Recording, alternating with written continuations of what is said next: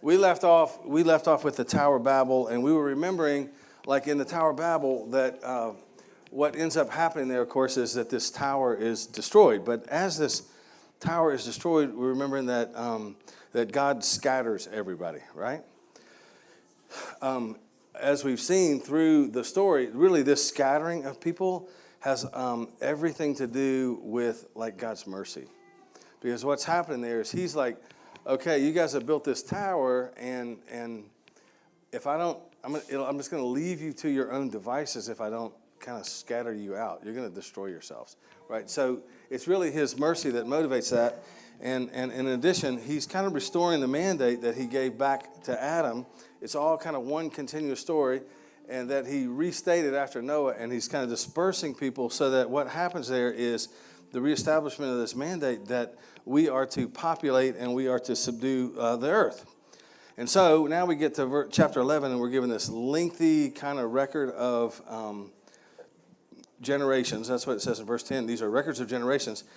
And instead of like going through all that, let me just say that we can see from this latter part of chapter 11 that what we can see here is that these guys are taking the mandate to populate very seriously.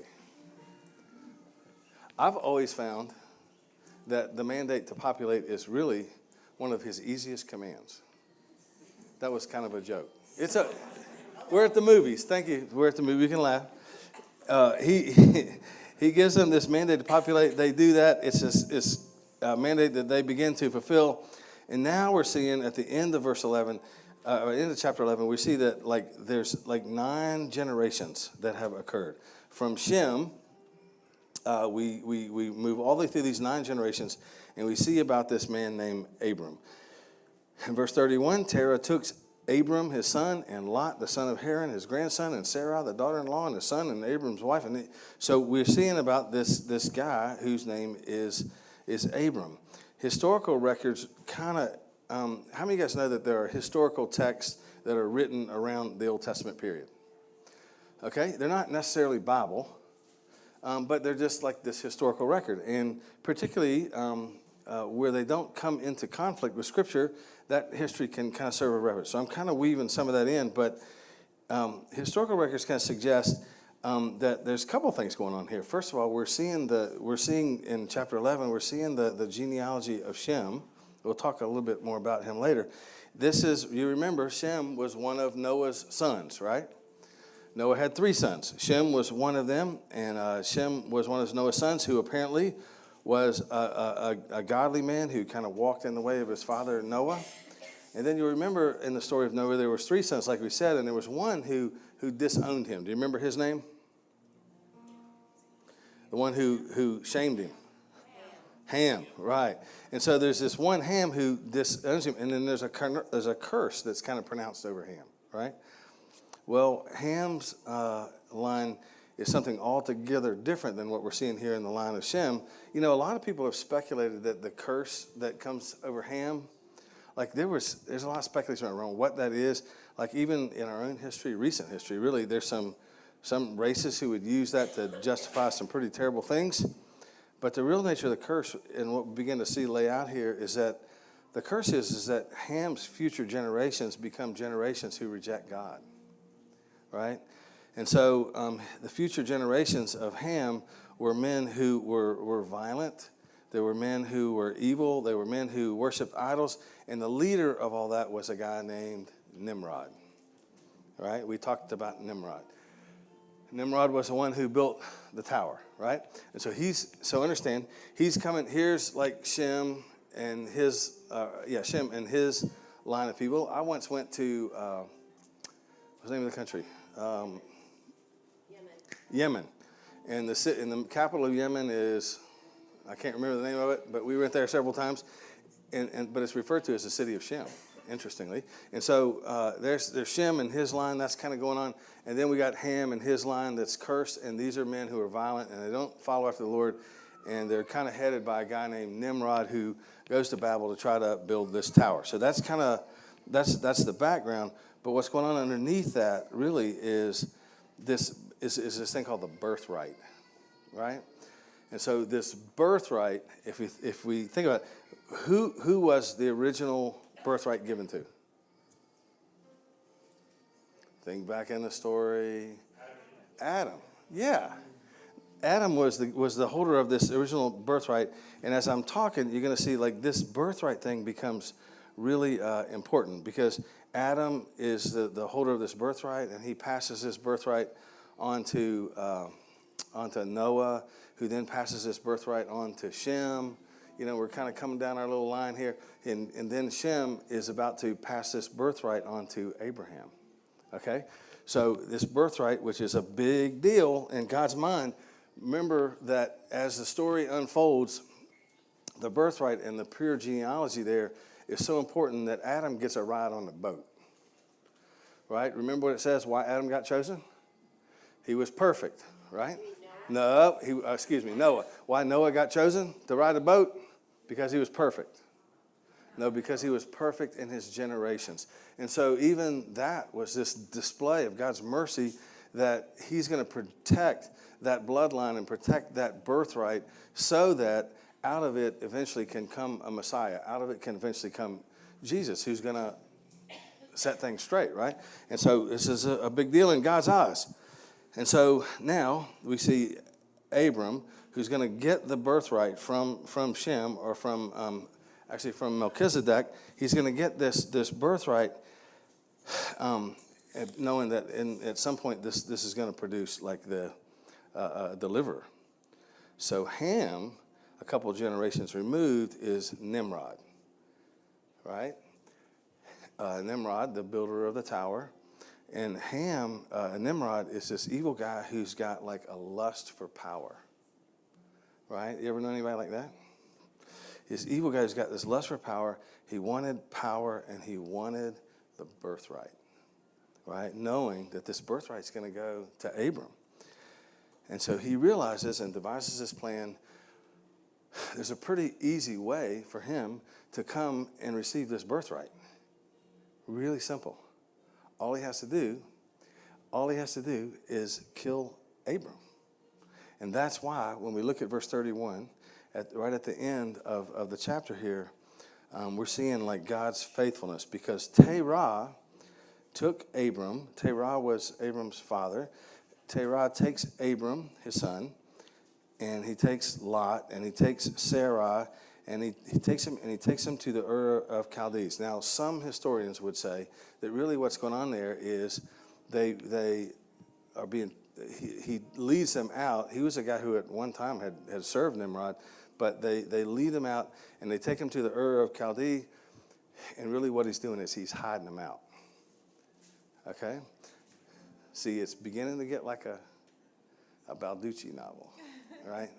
He's hiding them out. There's some intrigue. There's some mystery there.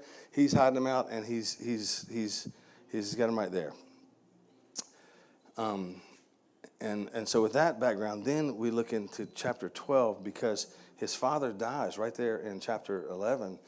The days of Terah were 205 years, and Terah died in Haran. So his father dies there, and with that backdrop, see, God is still protecting this birthright thing. He's hidden Abram away with his wife Sarai, and he's hidden him with his good buddy Lot, who also happens to be his nephew. They're hiding there. His father dies, and then the Lord comes and he's like, hey, God's still protecting all this. And the Lord comes and he's like, he says in essence, dude, time to make yourself scarce. In other words, he says it like this: go forth from your country. That's the same thing as, dude, time to get scarce. You know what I'm saying? So God comes and he's like, look, I want you to leave this place called Ur. I want you to leave there, and you go to this place I'm going to show you. And he's calling him out like this. And he makes him some promises here in chapter 12. He says in chapter 12, by the way, as you are in obedience to me, and you're coming out of Ur, he's like, I'm gonna bless you. Oh, and by the way, as you are fleeing Nimrod and you're holding on to this birthright that is yours, or will be yours at some point, like as you're doing that, like not only am I going to bless you, I'm going to make you a great nation. Well, that's got to sound pretty good to Abram, right? He's fleeing for his life. And then he's like, let me go one step further. I'm going to bless you. I'm going to make you a great nation. And by the way, anyone who blesses you, I'm going to bless them. Or anyone who curses you, I'm going to curse them. Right?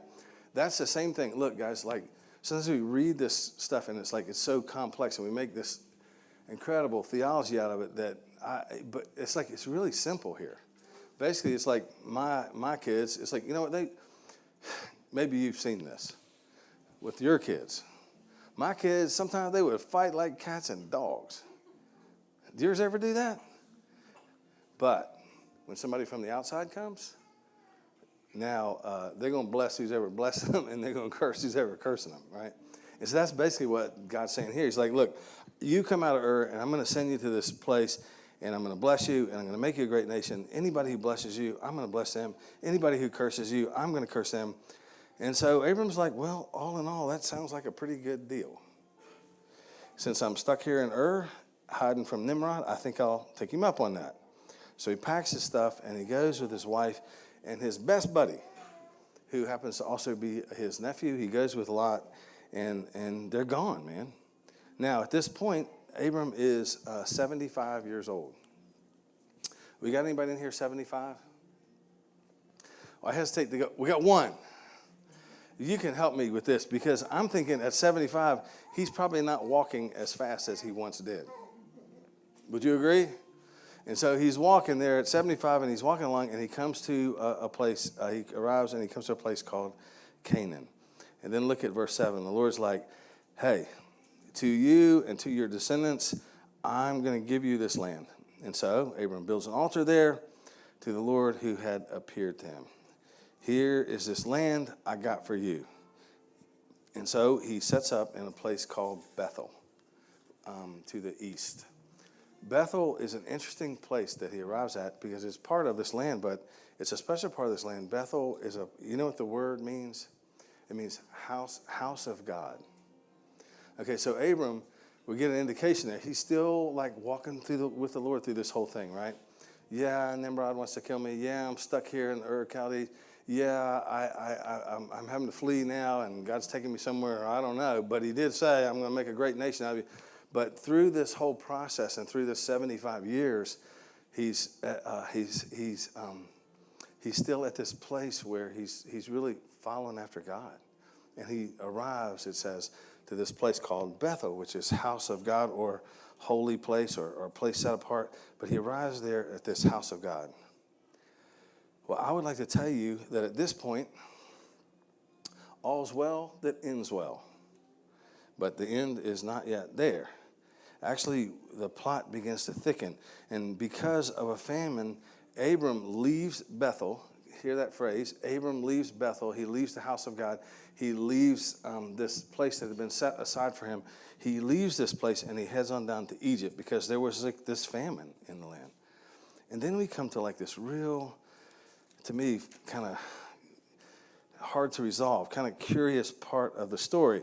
Because in order, as he goes into Egypt to get the supplies that they need and to get the food they need to survive, as he goes in there, he basically lies, and he tells the people of Egypt and the Pharaoh of Egypt, he's like, his wife Sarah, who apparently is a really good-looking woman, which is interesting at 75. But I'm just saying, I don't know how old she was. Abram was 75, and he's got this like hot chick with him, right? And he's got this hot chick with him, and he lies and he says to them, "That's by the way, this is my sister."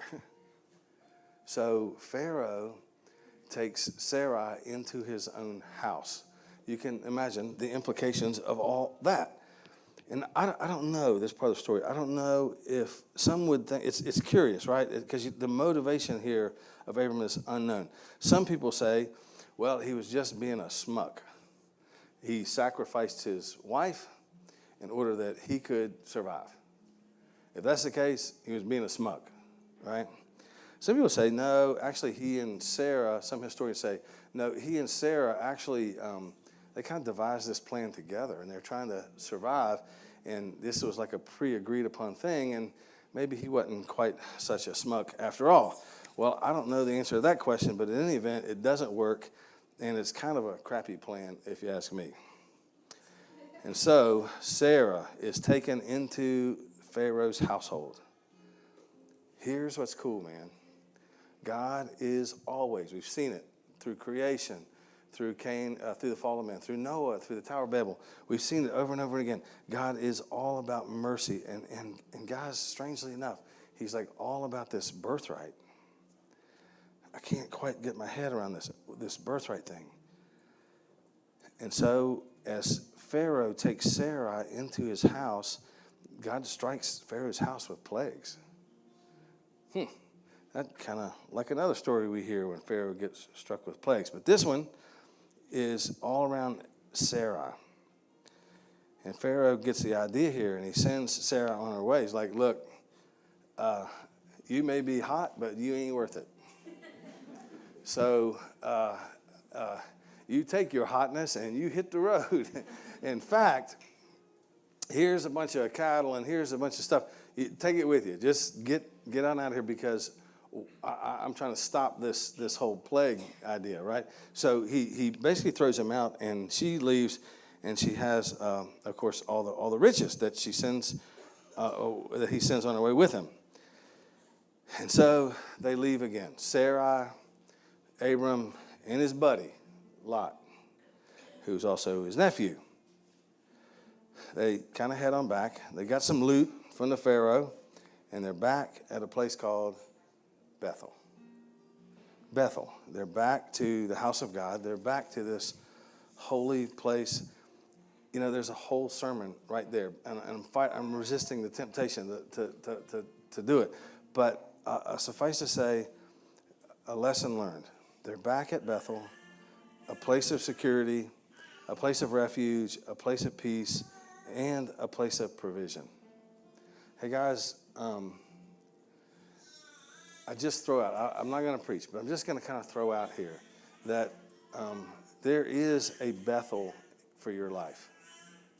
There's a place that God has picked out for you that like Abram's place was there, but there's a place, metaphorically, there's a place called Bethel in your own life where in that place, like God has everything there for you that you need. He has provision, he has peace, he has security, like he's got everything in there you need. Recently, Ty was with me and another person, and we were coming out of South Sudan. Now I don't know why, but I had this thought. I'm looking at, and I'm like, I think we can get it all done, and the way the internal flight's working on it, let's come out on Wednesday. That's unusual. We always come out on Friday so that I can get to Washington by Sunday, so that I can get here by Saturday, so I can get here by Sunday. But for whatever reason, we decided we're going to go out on Wednesday. No big deal. All the flights, it was kind of a jam getting to the airport. They were trying to load 170 people on a plane that seated about 50. And we elbowed our way in, and we got on the flight, and we made it into Juba, and we were out, and no problem, right? Friday morning, as I woke up, my phone was like blowing up because the start of kind of civil unrest and all that had started in Juba again. There's a place called Bethel, and it might be in South Sudan, it might be in Roanoke, it might be in Franklin County. Lord knows it's probably in Floyd County. And there's this place called Bethel that we have a tendency to flee when there's trouble, like Abram did. And we flee to Egypt to evade what we think is a famine, and usually it's not going to go so well. So Abram comes back, and he lands again in Bethel, and he's at this place of security and refuge and peace, and this place of provision. And for him, like us, he's there in the house of God. Now, an interesting part of the story is that as Abram and Lot are kind of hanging out there in Bethel, this provision that the Lord has for them, and probably some of the stuff that the Pharaoh sent them out with, you know, as he's chasing them out of town, all of a sudden they have not only provision, but they have like plenty. In fact, it says, look at chapter 13, verse 69. They have so much that they can't be all held in one place. So in chapter 13, verse 6, it says, the land could not sustain them while dwelling together, for their possessions were so great they were not able to remain together. In other words, they had too many cows.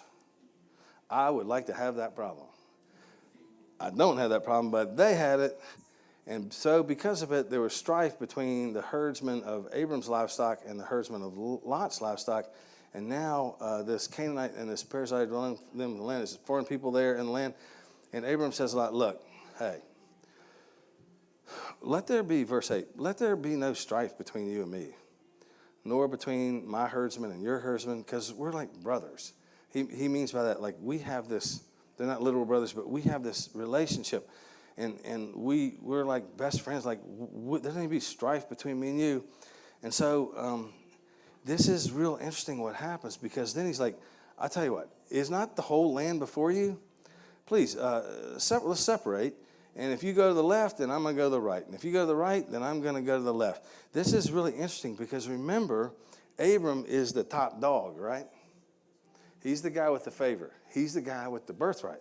But he says to Lot, you know, look in front of you. You pick it out which way you want to go. And so Lot then is, this is going to come to a point, I promise. So Lot then, Lot then is a young guy, and he looks to the east, and Scripture tells us he looks to the east and he sees this land that's well watered. Look at verse 10. Actually the description there is talking about Eden. He says, look, he lifts his eyes, he sees the valley of the Jordan, it's well watered. If you got a bunch of cows, you're going to need a bunch of water. So he's like, I'm digging this, and he's like, this is like the garden of the Lord. He's like, this is like Eden, man. And he's looking to the east, and he's like, he sees all that, and he says, it's like the land of Egypt. It's like that fertile crescent plain there at the Nile River. He's like, well, I'm headed east. It turns out not to be such a good call for him. But in his youth and in his maybe even greed, he's like, no, I realize your position, but I'm going to take what's best. We're going to learn later that land some years later was destroyed. Turned out not to be such a good move, right? I was in Sudan a couple of weeks ago, and we were delivering a load of cattle, right? So we're working with 2 projects, and we're trying to help those projects get to a place where they're self-sustaining. Okay, so we're taking 50 cows. We went to a little place called Awil and went to the markets in Awil, and we didn't go ourselves because when the white guy shows up, the prices go up, right? So we waited till the price was set, and then we went, and we bought these like 50 cows, and now they got to be driven about 100 miles to this remote village. And so I started jogging that 100 miles. Actually not. I spent another night there in the compound and another day, and then just kind of met them down there. But made sure we got them down there, right? So you can imagine, like in a place like that, like where the average monthly income is probably about $20, to just show up on the scene with 50 cows, all valued at about $20,000. There's a little bit of a hoopla, right? And you don't do it in there without somebody's going to have a gun to protect you and the cows and all that. And so we get there, and one of the most interesting parts of that whole thing to me was, remember, we're working with 2 projects, right? And so one of the interesting parts of the whole project to me was, now we had the big celebration and all the chiefs come and all the, it's just like, ooh, this is great. And we slaughtered one cow and ate him, and that was fun. And we did all that. So we actually bought 51 cows, didn't we? So we had 50 left, a couple that had gotten lost along the way that have now been found, by the way. And we had this, and the big deal was, like, it's time to separate the cows. All right? You can imagine this is a really impoverished little village, and you're going to have to create one group of 25 cows and another group of 25 cows. And so this separation was kind of like a big deal. And I was really anticipating, maybe some problem around that. So there's one guy, His name is Santino, and he runs like the orphanage and the school. And then there's another guy. His name is James, and he runs kind of the evangelism project and all that down there. And so James and Santino gather where all these 50 cows are. And then I was realizing, like, this could be problematic. So then I saw that chief from this side of the river and the chief from the other side of the river, the chiefs also came. And then I realized, also they call it the Piam administrator, like their mayor, the mayor in this town, and the mayor in this town, and the mayor in this town, and the mayor in this town. They all came. And it's like, we're going to divide up the 50 cows. Who gets the good ones? And so my buddy, it's a guy who I love dearly. He's probably like my closest friend there. His name is James. He's head of the evangelism project. And, you know, I to be honest, like, I've been through some ups and downs with James. A story for another message maybe. But there was a point at which we were landing a plane. It was during the war. We were landing a plane on the front. James was on a machine gun. He was an SPLA soldier at that point. He's on a machine gun, and he gets the order, take the plane out. And he says, God spoke to me and told me, don't shoot it. Guess who was on the plane? Me. So I was really glad that he listened to the Lord at that point. And through that and some other things, ups and downs, like, we've just become really good friends. And I'll admit that I went to the separation of these cows thinking, I want to see James get best heard, you know? So we get up there, and James looks at Santino and the chiefs and all these people who are there to make sure it's fair and all that. And he just goes, hey, look. In essence, what he said was, hey, look, each herd needs to have 2 mature bulls and 3 not so mature bulls, and then 20 like brood heifers. So he says to Santino, you pick them out. And he did. And this herd got separated like really pretty quickly, maybe within 45 minutes or an hour. I mean, it's all kind of done. And when James said that, I'm like, dude, don't do that. But that's what he did. And I was, loath to kind of get in there and interrupt that. And so he did. And do you know that when it was all separated and we looked at it, like, I'm not a cattle expert by any means, but I want to tell you, the herd that he ended up with, far superior. And so I even said to him, I'm like, James, like, something's odd about all this. He's like, yeah. Like, I don't know if he even understood what I was saying. I'm like, there's something, like, I'm thinking, like, it kind of reminds me of, like, Abram and Lot. And he goes, yeah, it did me too. That's why I did that. Hey, guys, if you can learn any lesson from the story, maybe the lesson to learn is that I want to promise you, humility will always posture you for blessing. I'm not preaching a health, wealth gospel here. I don't believe that. But I'm telling you, humility is a posture where blessing can flow. And the Lord resists the proud and the humble. And I want to tell you something else that I think our culture has lost somehow. Santino's like the big boss. James is like kind of the medium boss. And so his act was like an act of honor. Our culture has lost a lot of this, but I want to tell you, from my view, from my vantage point, and particularly as I get older, I want to tell you that honor rarely loses. So, now you know what kind of guy Abram is, but let me give you one more detail in the story, because Lot, this young guy, maybe a little greedy, he heads on to the fertile parts of the eastern fields, and there's a problem because his land is inhabited by some, I guess the way to say it is some godless hoodlums, right? And so he runs there.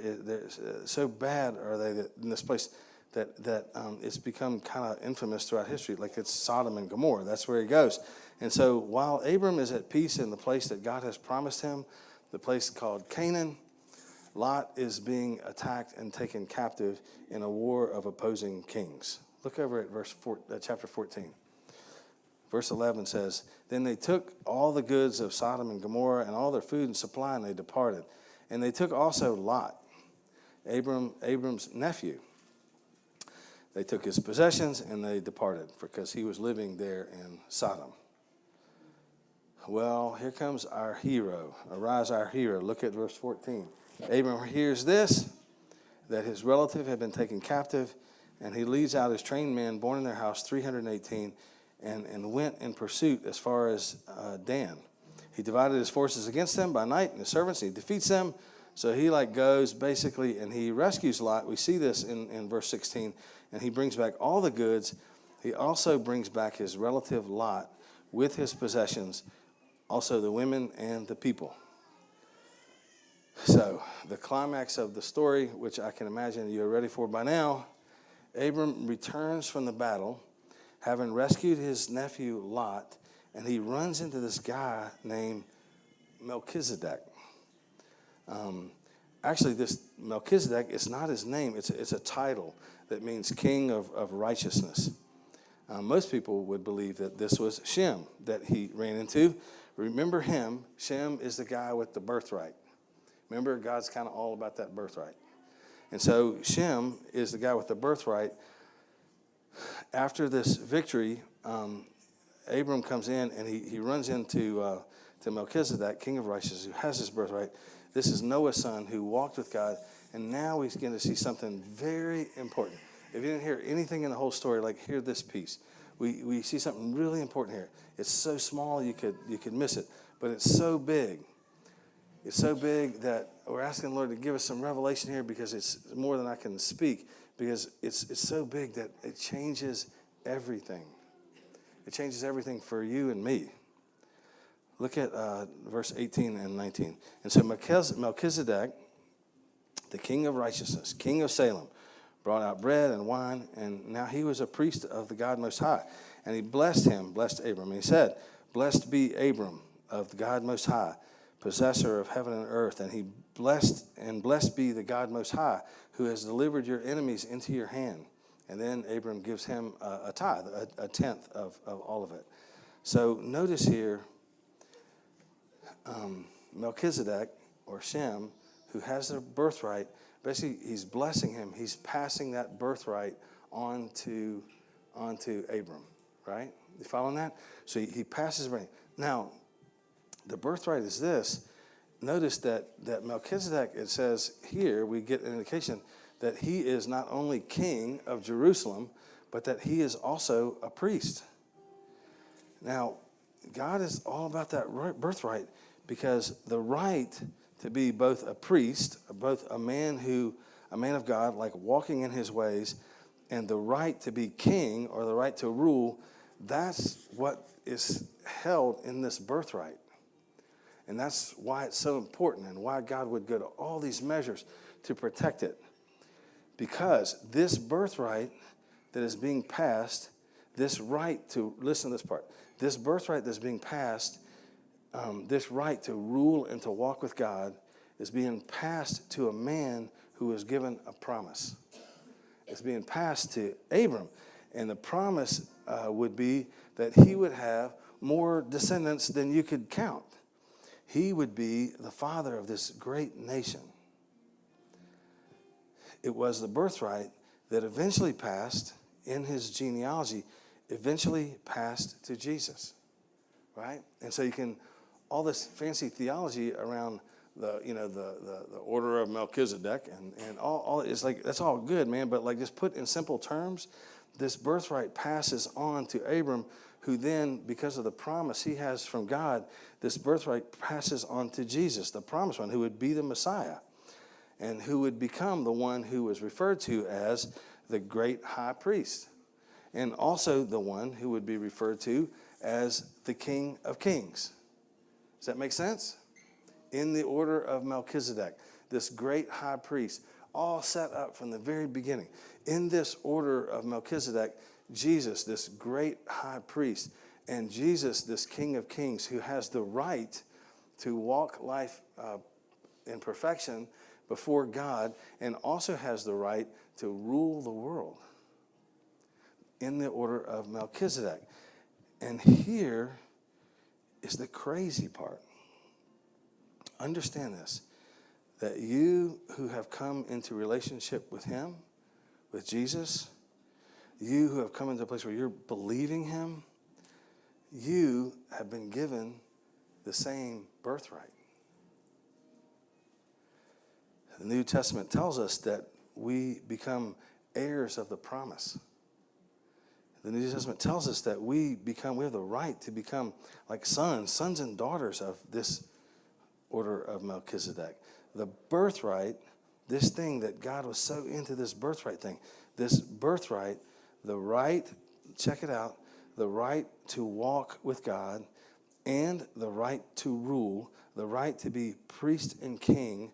Now, this birthright belongs to you. Such a small little verse there, following this cool story of intrigue, but such a major issue in that for you and for me, it changes everything. And I know that the enemy comes at you. I know this because he comes at me the same way, right? He comes at you and I, and what he speaks to us is to deceive us into thinking we don't have this birthright.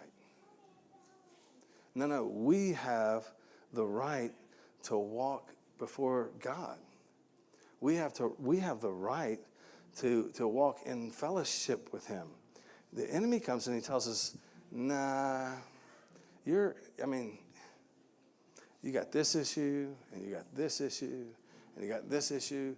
You know what, like I'm so tired sometimes of just hearing him telling me about all my issues.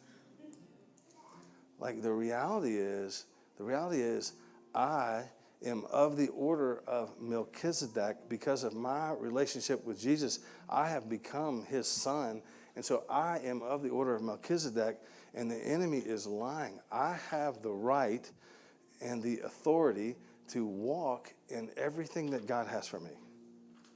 And so do you.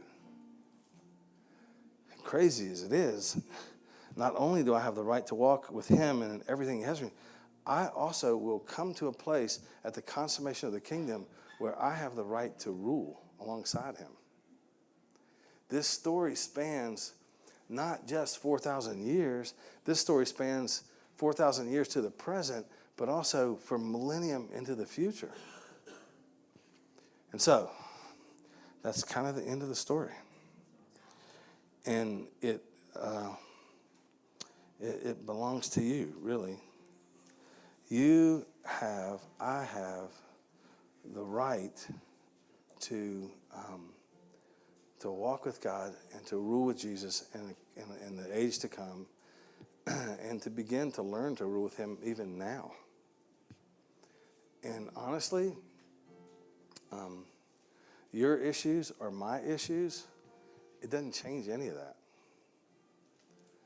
And the real deal is knowing that we have this right to operate and live in the order of Melchizedek, this right to priest and king, knowing that we have that, the real issue is us to decide whether or not we believe it and choose to operate in it.